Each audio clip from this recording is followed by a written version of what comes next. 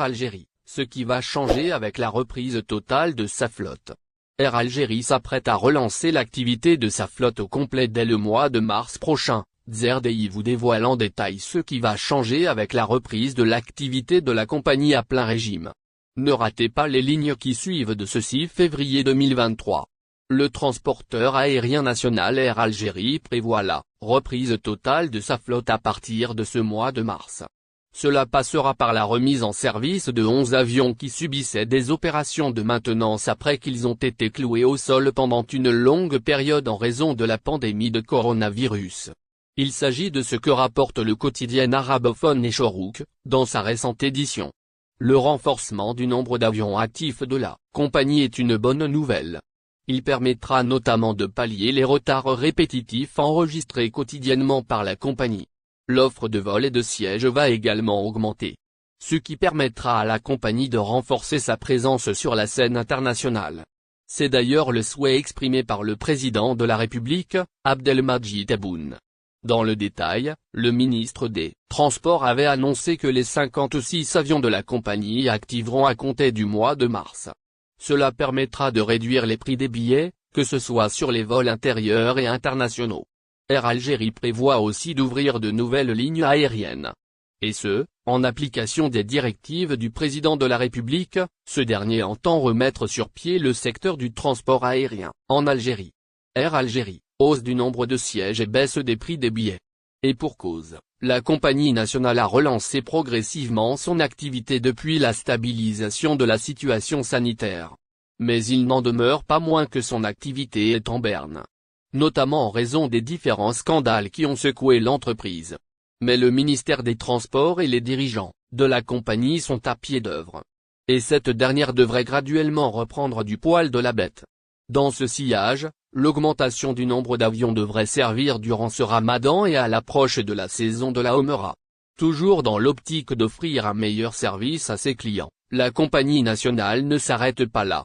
Elle prévoit en effet d'acquérir 15 nouveaux avions et d'en louer 7 autres. Ce qui portera la flotte en activité à 78 avions. On s'attend alors à ce que ces mesures affectent favorablement les véhicules utilitaires bloqués au port d'Alger. Les transporteurs de bagages s'expriment. Les transporteurs de bagages dont les véhicules ont été bloqués au niveau du port d'Alger se sont exprimés sur leur situation. Dans des publications partagées sur les réseaux sociaux, ils affirment qu'ils sont encore dans l'expectative. Ils promettent par ailleurs de rembourser leurs clients s'ils ne réussissent pas à faire parvenir la marchandise à destination. Ce qu'il convient d'appeler l'affaire des véhicules utilitaires bloqués au port d'Alger continue retenir l'attention en Algérie. La situation reste encore confuse quant au sort qui sera réservé à la marchandise transportée par ces véhicules qui appartiendraient en grande partie, apprend-on, aux transporteurs de bagages. Tout a commencé dans la soirée de mardi 30 janvier dernier. À leur arrivée au niveau du port d'Alger à bord du navire de la compagnie française, Corsica Lina, qui venait d'effectuer sa traversée au départ de Marseille, ces derniers ont été surpris par la décision des responsables de la structure aéroportuaire leur interdisant de faire sortir leurs véhicules. La confusion demeure entière. Une grande confusion s'en est suivie. Une manifestation allait être organisée sur les lieux, a-t-on indiqué. Les esprits se sont cependant calmés après que la direction du port ait accepté d'entrer en négociation avec les intéressés. Cependant, ces pourparlers se sont inscrits dans la durée. Jusqu'à la soirée de vendredi 3 février rien n'a été conclu. S'exprimant sur le sujet, des transporteurs affirment en effet que les choses sont restées au point de départ. Les véhicules sont toujours au terminal de sortie, a-t-on appris auprès de l'un d'eux. Ce dernier affirme que les bagages pourraient être saisis. Les transporteurs de bagages attendent la décision des services de la douane, souligne encore la même source. Ce transporteur et ses compagnons promettent par ailleurs que si la saisie des bagages est confirmée, ils procéderont au remboursement des clients et dédommager les billets Air Algérie sont presque gratuits, Kamel Beldjour recadre un député. Le coût des billets d'Air Algérie est un sujet de controverse récurrent sur les réseaux sociaux et dans le Parlement. Les membres de la diaspora se plaignent souvent de la cherté des billets pour les vols vers l'Algérie, en particulier pendant les vacances estivales. Lors d'une séance de l'Assemblée populaire nationale, un député a interrogé le ministre des Transports sur la cherté des billets d'Air Algérie depuis la France, où une grande partie de la communauté algérienne réside. Le ministre des Transports, Kamel Beldjou, a défendu Air Algérie en expliquant que les prix des billets étaient chers pendant la pandémie de Covid-19, mais que les prix actuellement sont comparables à ceux de Turkish Airlines sur la ligne Alger-Istanbul. Il a ajouté que les prix des billets vers la France sont presque gratuits en décembre. Pour les billets, soyons francs. Pendant la période du Covid-19, les prix étaient chers.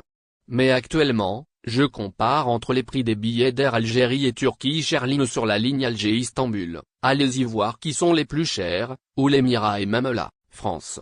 En été, c'est tout à fait normal, le marché obéit à l'offre et à la demande. En décembre, les billets vers la France sont presque gratuits, a détaillé Kamel Beldjou. Par ailleurs, le député a également soulevé la question de la rentabilité d'Air Algérie et du nombre de salariés qu'elle emploie. Est-ce que Air Algérie est en faillite? Est-ce qu'elle est bénéficiaire? A interrogé le parlementaire. Il a également abordé de la question de l'octroi gratuit de billets aux 9000 travailleurs d'Air Algérie, considérant que cela représente une charge importante pour la compagnie aérienne nationale. Pension de retraite en Algérie, le président Tebboune interpellé. La question des pensions de retraite revient à nouveau sur le tapis, et cette fois-ci c'est l'organisation syndicale des retraités algériens qui a adressé une lettre au président Tebboune. Nous vous dévoilons plus de détails à ce sujet dans cette édition du 6 février 2023. En effet, le président de la République, Abdelmadjid Tebboune a de nouveau été sollicité sur le dossier des pensions de retraite en Algérie. Il s'agit cette fois de l'OSERA, organisation syndicale des retraités algériens, qui a adressé une lettre au chef d'État, pour lui demander d'intervenir en sa faveur afin qu'elle puisse obtenir enfin son agrément. Mais aussi pour plaider la cause des retraités touchant plus de 50 000 dinars. Dans le détail, l'OSERA s'est exprimé sur les récentes revalorisations des pensions de retraite. L'organisation a aussi évoqué les avant-projets de loi qui concernent l'activité syndicale et le droit de grève. Il faut rappeler que ces deux textes ont été fortement critiqués par plusieurs syndicats de la fonction publique. Il s'agit de ce que rapporte le Jeune Indépendant dans sa récente édition. Par ailleurs, l'OSERA a clairement exprimé son mécontentement face au ministère du Travail, l'accusant de vouloir bloquer l'entrée en activité de ce syndicat, qui n'a d'ailleurs toujours pas reçu son récépissé d'enregistrement. La raison de ce refus invoqué par le ministère est le principe selon lequel seuls les employeurs et les travailleurs ont le droit de créer un syndicat. Le ministère du Travail s'est référé à la loi 90-14 qui régit les modalités d'exercice du droit syndical. N'oubliez pas, abonnez-vous à notre chaîne Olive News et activez les notifications pour recevoir nos publications en temps réel.